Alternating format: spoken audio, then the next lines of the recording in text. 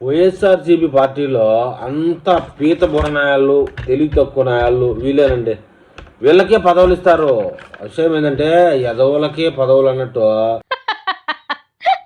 వైఎస్ఆర్సీపీ పనిచేస్తుంది. మన వైఎస్ఆర్సీపీ అధికార ప్రతినిధి కీచ గొంతుతో కిలకల మాట్లాడేవాడు నాగార్జున అమ్మ అంటారు కూటమి వాళ్ళు. మామూలుగా అతని పేరు Nagarjuna Yadav. Hot satirical comedy చేశాడంటే 2029లో వైసీపీ అధికారంలోకి వచ్చిన తర్వాత పగ ప్రతీకారం చాలా తీవ్రంగా ఉంటాయని చెప్తున్నాడు. కులం, మతం, ప్రాంతం, వయసు, ఆడ మగ తేడా చూడకుండా పగ తీర్చుకోవడమే పని. రోజు పేపర్ వదిలివేస్తే పగ ప్రతీకారంలో కక్షలే తప్ప రాష్ట్రం ప్రగతి, ఉద్యోగాలు, కంపెనీలు ఇవేమీ మీరు చదవరు అని చెప్పేసి మొత్తుకుంటానండి.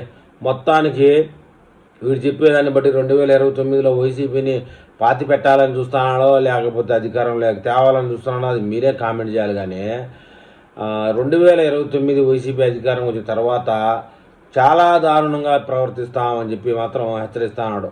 ఇది ఎక్కడంటే పల్నాడులో జరిగింది. డిఎస్సి నిర్వహణపై జరిగిన దీక్ష ముగింపులో ఆయన మాట్లాడుతూ ఈ దఫా అధికారంలోకి వచ్చిన తర్వాత కులం, మతం, ప్రాంతానికి అతీతంగా రాజకీయ పార్టీలు చూడకుండా ప్రతీకార చర్యలు తీవ్రంగా ఉంటాయని, అంటే అన్నా చెల్లెలు, అక్క తమ్ముడు, నాన్న, చిన్నాన్న, పెద్దనాన్న వైఎస్ఆర్సీపీ పార్టీలో ఉండవాళ్ళని సరే మొత్తానికి అందరినీ చంపిపారేగుతాం అని చెప్పకనే చెప్తున్నాడండి వీడు.